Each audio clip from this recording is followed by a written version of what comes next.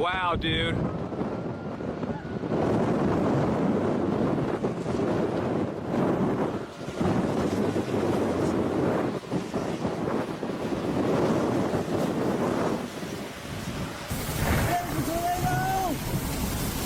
Oh my God! Oh my God! Look at this! Oh my God. Whoa. That was... Look at the fucking... Holy shit.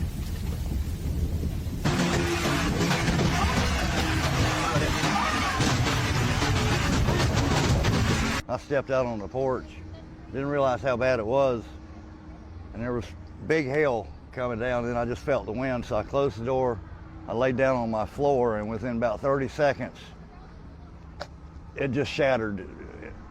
It went everywhere. I ended up way over there in that yard, hanging on to a piece of wood, and it's still trying to suck my body up and take me away. You was inside the trailer when I was inside this trailer when it physically blowed it. It blowed this one through my trailer. We had a woman and her granddaughter in here. Okay, they got blowed away. They ended up way over there. We found them. Semi just toppled. We are on the backside of the tornado. Here's the tornado right here. We are in the outer circulation.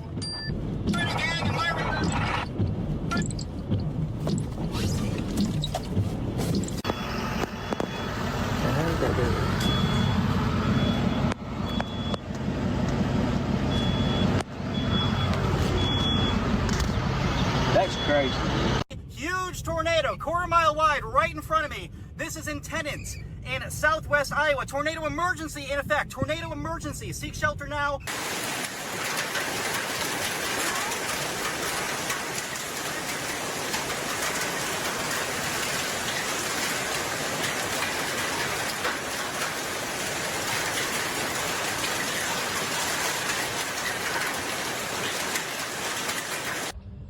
You have no idea what the destruction of a tornado is. Pictures do not do it justice. The houses are gone. Sheds are gone. Trees plucked from the ground. Vehicles destroyed. Literally spinning. Look at that. Oh, look how cold it got. Do you see it? You feel that? Oh, yeah. That's right above Mark's house. Oh my God, it's gonna come down, isn't it? Look at that, some bitch. Oh man, the air. A tornado just came through here. There are cars and people on the side of the road.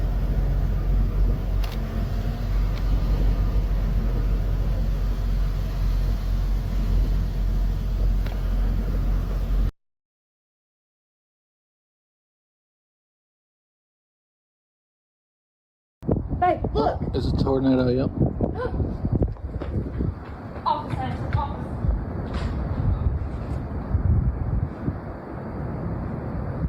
It didn't touch, babe. It broke up. Nope, it started back.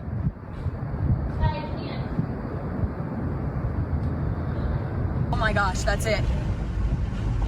Holy crap. That is it. That's right in front of us.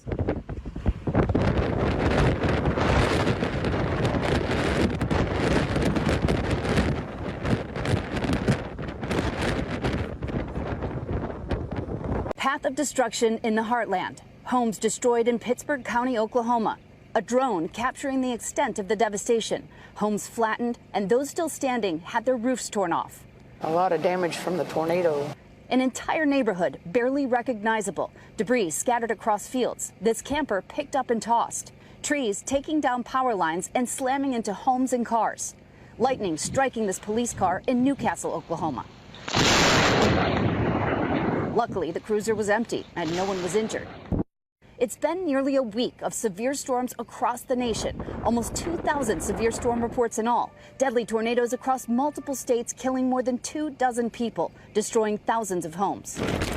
Northwest of Wichita, AccuWeather storm chaser Tony Lawback up close and personal with a... Some of this testimony predates 2026, but the question is current. What good is coverage when rising costs, exclusions, and exits make protection harder to use? You need to opt out of your insurance plan. Don't even bother with the rate increase. Just get out. People are not going to get health insurance this year and following years. CVS Pharmacy had a total revenue this year of about $400 billion. America is not nearly as upset as we should be about the state of our healthcare situation. Our healthcare is going to triple next month, but all of our tax-paying dollars went over to Israel to pay for their free healthcare. Free!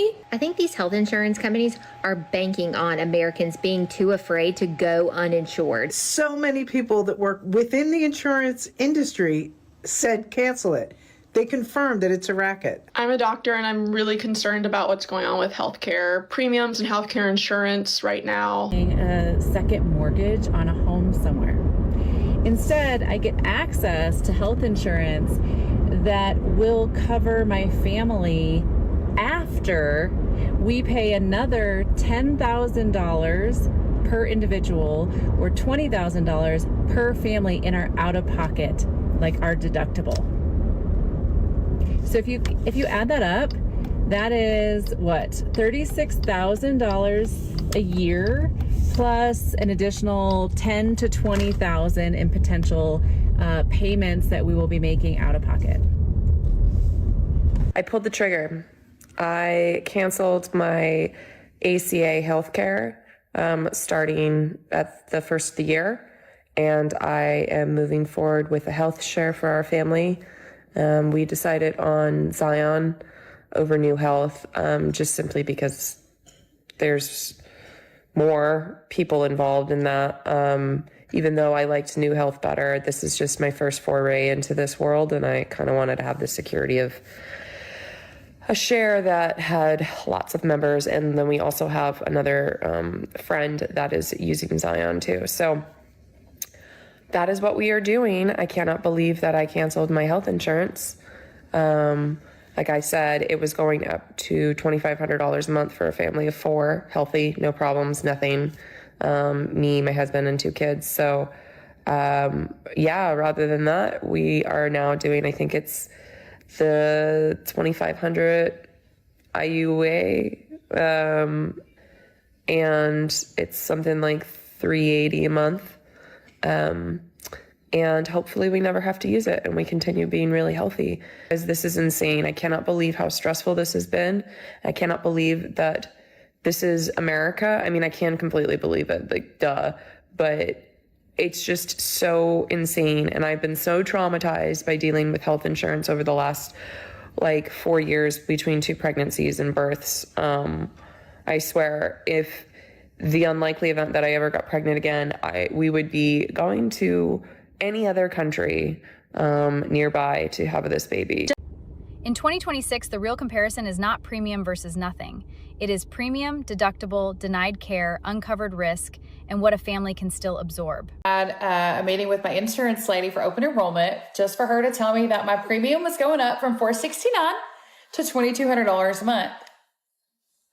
She said I had until December 15th to let her know if I wanted to cancel. I said, oh, babe, I can tell you that in 5 minutes. Just cancel it. So I want to tell you what I'm looking into now, okay, guys? I'm looking into direct primary care. Google in your area what clinic offers that. Call them, get the information. The next thing I'm doing is looking into something that would help me cover like a major medical expense, which would be like a health share plan. Please drop in the comments if you have experience using these. I'm looking at Zion. The other option I'm thinking about doing is putting that $500 that I've been paying in premiums into an account and using that to self-pay. So if your insurance premium has went up, comment below and tell me what you're doing. If you think that the government failing to extend the ACA expansion isn't going to affect you because you don't get your health care through the ACA marketplace, I really want you to hear this. First and foremost, healthcare costs impact the entirety of the healthcare market. So even if you have employer-supported health insurance, you are still going to fill a shift. Your cost absolutely is going to go up. When insurance companies increase costs, like let's say here, because ACA expansion is no longer going to exist, they are still going to continue to raise prices for people who don't get their insurance through the ACA. That is just simply how the market works.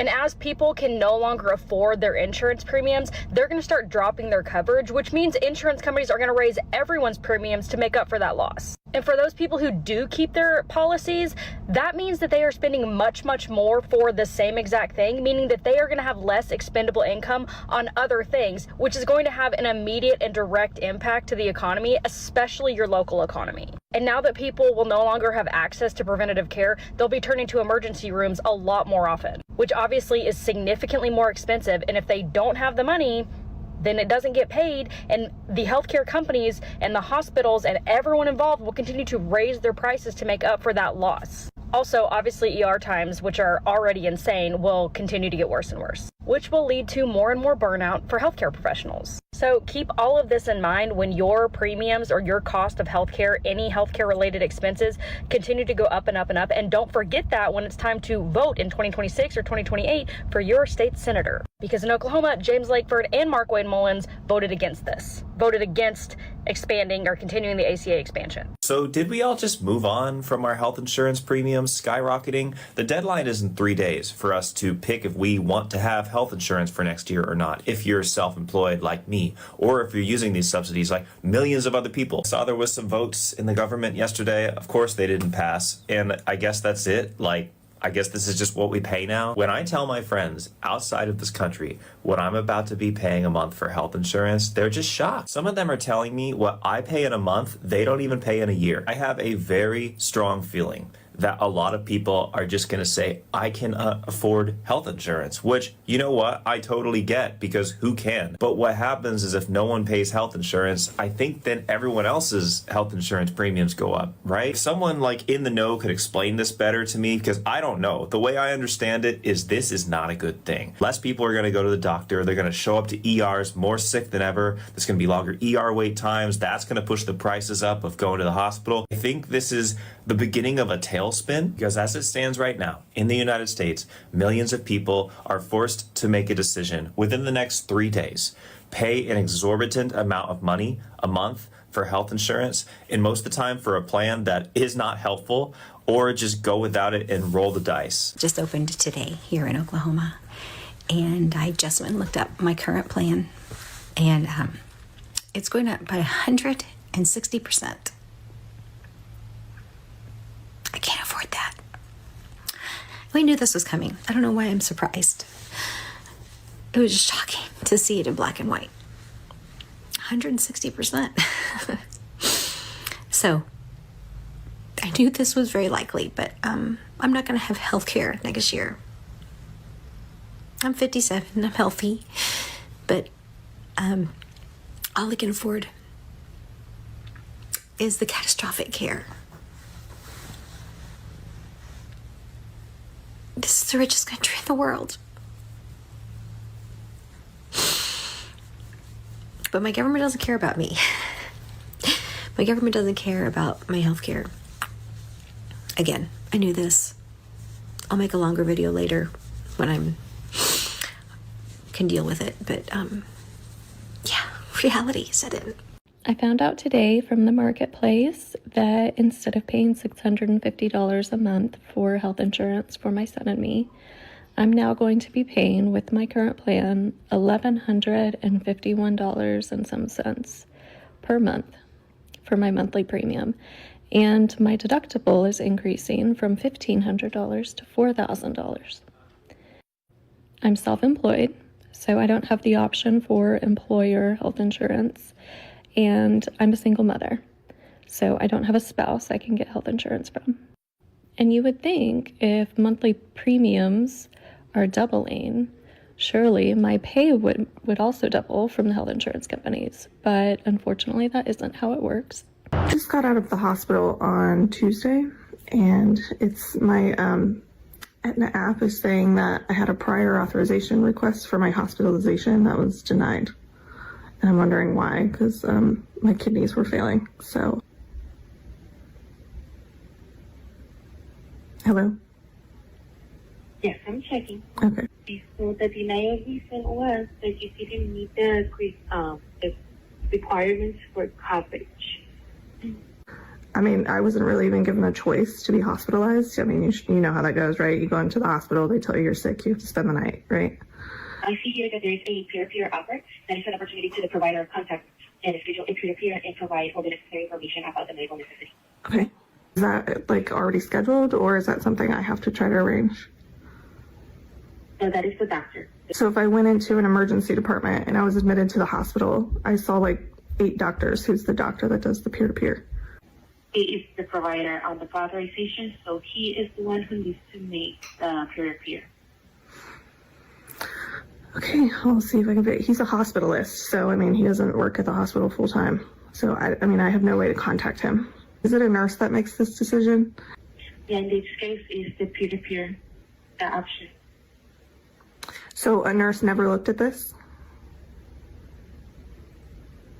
Yes, it did, but again, they only determine a decision with information they have. That's why they are offering the peer-to-peer. I understand. Can I speak to the nurse? Can I speak to the prior authorization nurse that made the decision? And provide more information? Number for them. They said that I could call and try to set up a peer-to-peer, and I don't really know how to request that. So there's not anything we can do on our end. You do receive a bill from us for this data service. You can always call in and see if there's anything we can do to help you get that covered by insurance. Okay. But as of right now, there's just nothing we can do. Thank you for calling in. I hope you have a great day. A policy can look active while protection remains unreachable.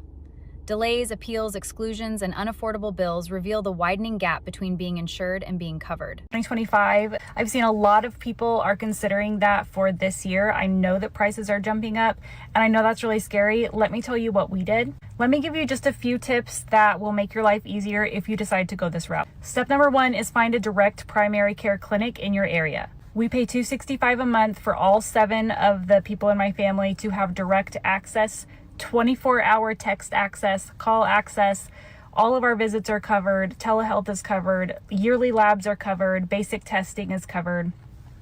We pay that to a direct primary care clinic. We have utilized medical services more this year than we have in a very long time because we can afford it now.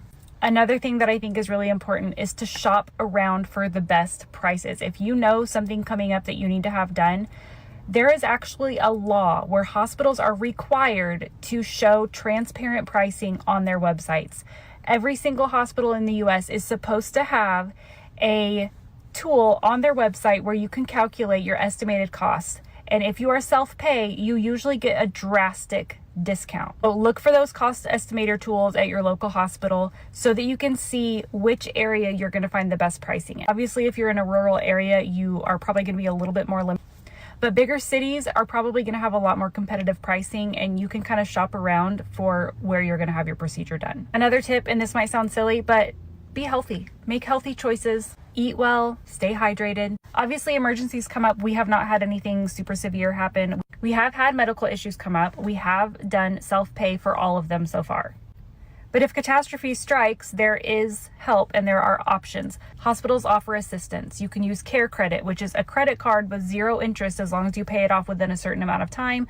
That is strictly for medical costs. Listen, I don't feel like people consider dropping their insurance if they don't struggle to pay for it. So for us, instead of paying $1,200 every single month and the deductibles and everything out of pocket that our insurance wouldn't cover, this just made more sense to us, and it's worked really well for us this year. Judge insurance by what happens when families actually need it. Tell us which premium, denial, cancellation, or uncovered bill changed your trust. Like and subscribe.